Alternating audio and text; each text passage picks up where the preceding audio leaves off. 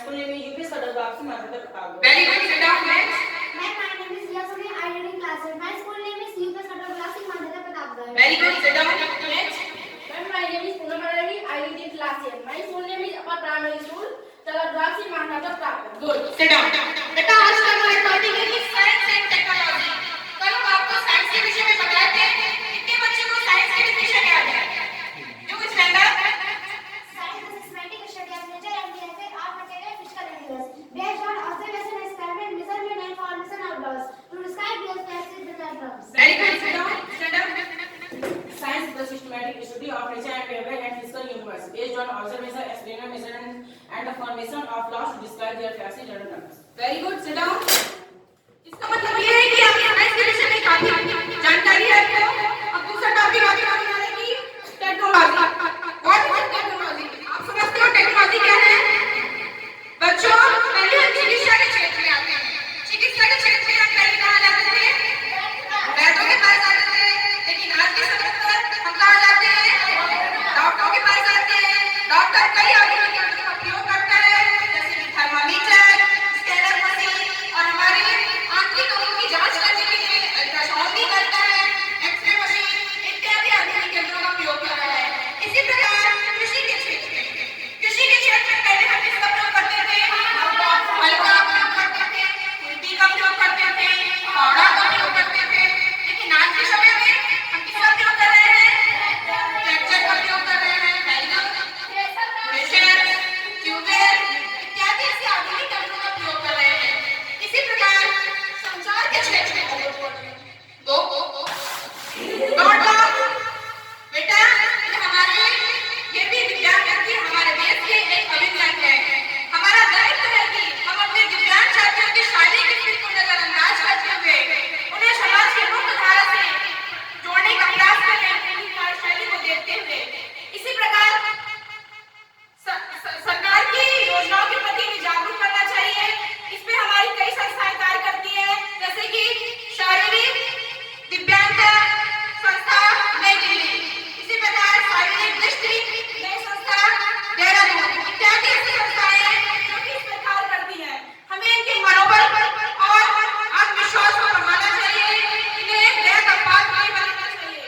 इसी प्रकार हमारे अंतर्राष्ट्रीय स्तर पर पैरा ओलंपिक खेल कराए जाते हैं इनकी शारीरिक अभिव्यक्ति के लिए। सर्वप्रथम सन 1960 में रोम में इस खेल का आयोजन कराया गया था। हमारे देश में ही क्या बल्कि पूरे विश्व में दिव्यांग छात्रों को सरकारी योजनाओं के प्रति जागरूक करने के लिए 3 दिसंबर को विश्व दिव्यांग दिवस मनाया जाता है। ठीक है, अब अपने टॉपिक पे आते हैं। हमारा टॉपिक कैसा होगा? संचार के क्षेत्र में। पहले हम पक्षियों के माध्यम से किसके माध्यम से प्रयोग करते थे? पक्षियों के माध्यम से, अस्त्रों के माध्यम से, डाक के माध्यम से। लेकिन आज के समय में हम क्या कर रहे हैं?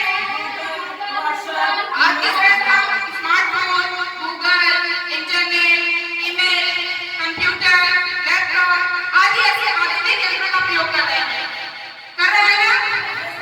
लेकिन इसमें क्या इफेक्ट पड़ रहा है? मनुष्यों को क्या इफेक्ट पड़ रहा है?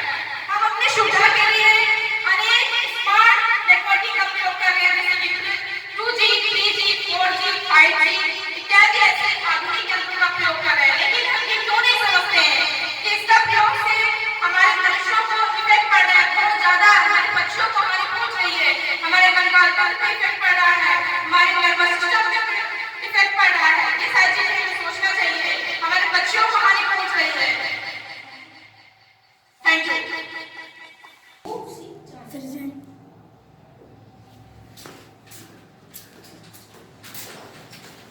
क्या कर रही है? मम्मी क्या है? पानी दे दो। उनको देते हैं।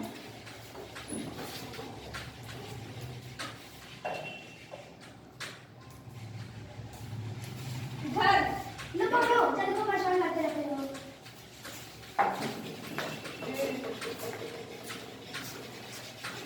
पापा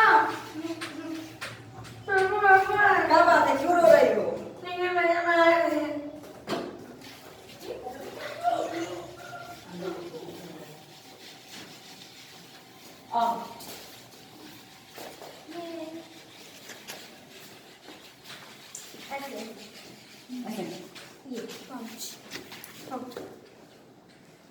बैठ ऐसे।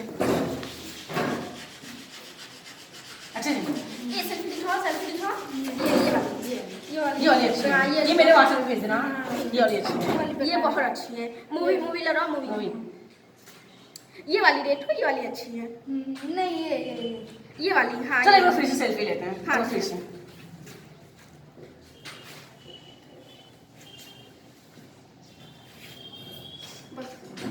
चलो मूवी देखते हैं। मूवी लगाओ।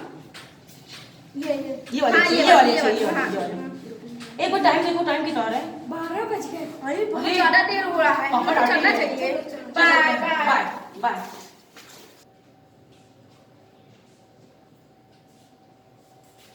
रात को 3 बज रहे तो मोबाइल चला रहे हो मेरा फोन चोरी करके।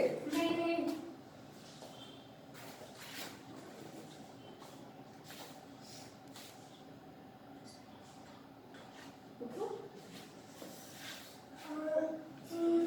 मेरा सर दर्द कर रहा है। अरे समझ के सर कर रहा है इतना। सर दर्द कर रहा है मेरा बहुत तेज। तुमको बोला था ना आप घर मोबाइल मत चलाया करो और चलाओ मोबाइल। ये सब मोबाइल का नतीजा है। क्या बात है, तुम माँ बेटी पे कोरा मचा लो। दिन में मोबाइल चलाते सर में दर्द होने लगा इसको। और तो इसको मोबाइल और चलाए। ले चलो इसको। चलो इसको डॉक्टर पास ले चलो। अरे क्या हुआ इसको? क्या हुआ? इसके सर में दर्द है। क्या हुआ?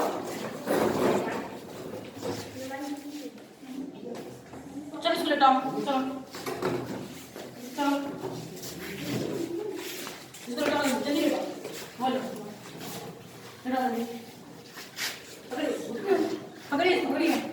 इसको लेटाओ।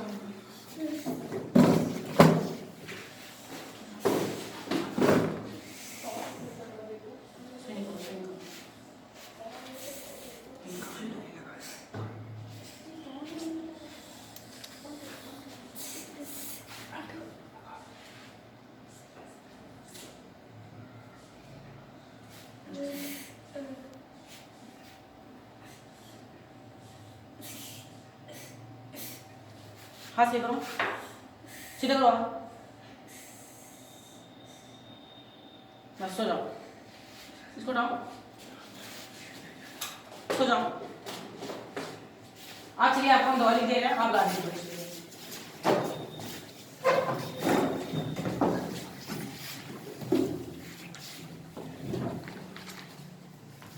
डॉक्टर साहब से क्या हुआ है?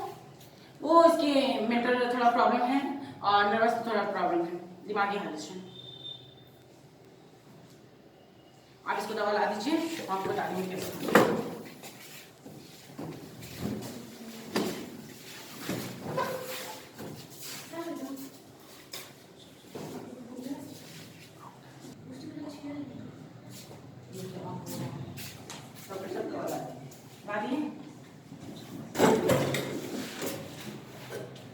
देखो आधी सुबह खाना खिलानी है, आधी शाम को खिलानी है।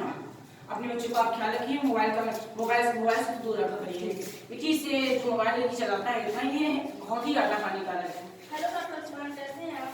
आइए बैठिए, ठीक है बैठिए। ये मेरी फ्रेंड ये आपके लीजिए। लिए। क्या हुआ डॉक्टर सुमन, आप बहुत चिंतित हैं? क्या बताएं डॉक्टर पूनम, मेरे हॉस्पिटल में एक पेशेंट आया जो बहुत ही कम उम्र का है।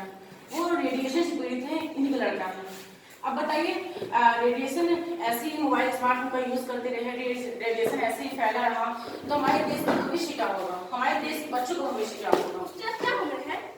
बस यही कहीं 30 40 ईयर। वह कौन सी सुने पड़ता है? यूपीएस का धंधा आपसे। अरे यूट्यूब में रेडिएशन आती है, क्या हुआ उसको? उसको मैम आपको क्या बताएं, इतनी कम उम्र में उसको मेंटल प्रॉब्लम्स हो गई, नर्वस प्रॉब्लम हो गई है और वो दिमागी हालत से काफी मतलब प्रॉब्लम्स हो गई। इसका क्या कारण है? इसका कारण ये है कि आजकल इतना जो स्मार्टफोन का यूज कर रहे हैं, यही इसका कारण है। हम स्मार्टफोन का यूज कम करें, कारण ही खत्म हो जाएगा। आजकल जो हम स्मार्टफोन का इतना यूज कर रहे हैं, इससे जो रेडिएशन निकल रहा है ये हमारी बॉडी पर इतना खतरनाक इफेक्ट डाल रहा है, आपको क्या बताएं हम, इसकी हम और आप काम नहीं कर सकते। डॉक्टर सिमन, आप सही कह रहे हैं। पहले तो बहुत मरीजों की संख्या बहुत ही कम थी, रोज 4 थी, धीरे धीरे मरीजों की संख्या, छोटे छोटे बच्चों की संख्या बहुत ही ज्यादा बढ़ती जा रही है। 15 से 20, 20 से 25। बताइए इतने छोटे छोटे बच्चा है, उसको चश्मा लग गया है। बताइए उसका दिमाग पे क्या असर हो रहा है? उसका दिमाग भी बहुत अच्छे तरीके से काम नहीं करता है। पहले बच्चे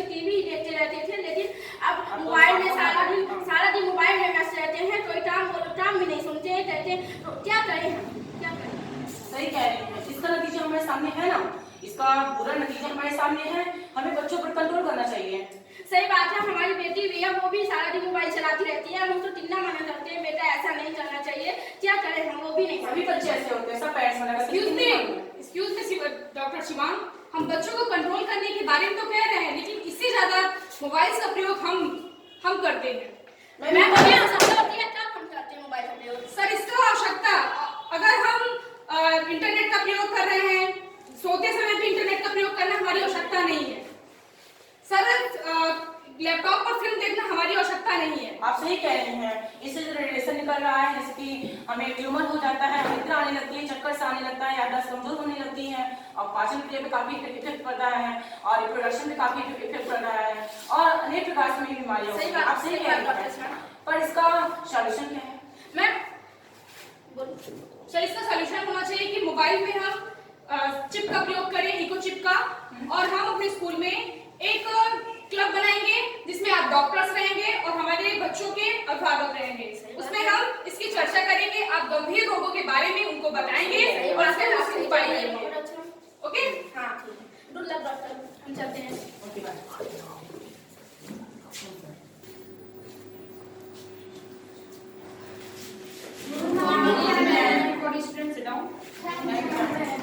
बच्चों, आज का हमारा टॉपिक है कि स्मार्टफोन पर क्या साइड इफेक्ट है। इसका डिफाइन से कोई इसके बारे में बता सकता है? स्टैंड अप, आइए बताइए इसके बारे में।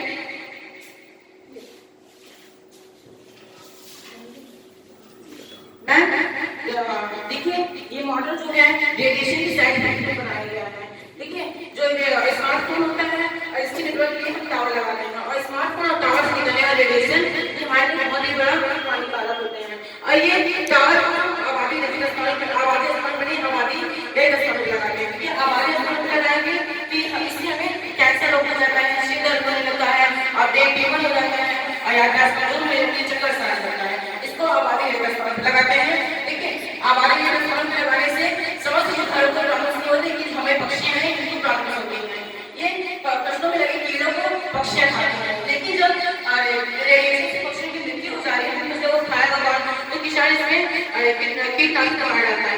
इससे फसलें तैयार होती है, मार्केट में बिकती है, हम इसको ग्रहण करते हैं।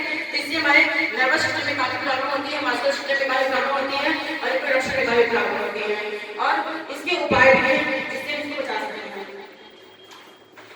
देखिए, इसका उपाय ये है कि परिवार में एक ही सदस्य के पास स्मार्टफोन या मोबाइल होना चाहिए। वाईफाई की फ्रीक्वेंसी एक निश्चित मानक के अनुरूप में रखनी चाहिए। मोबाइल का उपयोग कम करना चाहिए।